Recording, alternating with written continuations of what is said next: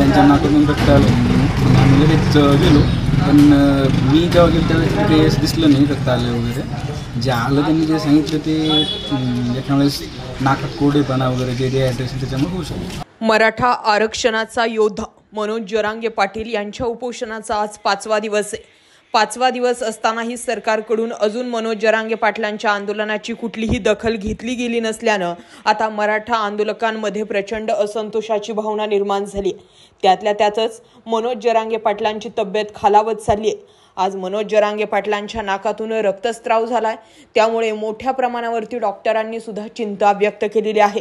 मनोज जरांगे पाटील यांच्या आंदोलनाचा आज 5वा दिवस आहे. गेल्या 5 दिवसांपासून त्यांनी अन्न आणि पाण्याचा एक कणही घेतलेला नाहीये. अशामध्ये सरकार कुठल्याही प्रकारे आंदोलनाची दखल घेताना दिसून येत नाहीये आणि त्यामुळेच मराठा समाजामध्ये आता उद्रेकाची भावना तयार होताना दिसते. या घडीची ही महत्त्वाची आणि मोठी बातमी आहे. मनोज जरांगे पाटलांच्या आंदोलनाला ज्या जिल्ह्यातून तुम्ही हा व्हिडिओ पाहतायत, ज्या तालुक्यातून तुम्ही हा व्हिडिओ पाहताय, तिथपासून तुमचा पाठिंबा आहे का? कमेंट जरूर करा. आणि मनोज जरांगे पाटलांनी पाणी तरी घेतलं पाहिजे का? कमेंटही करा.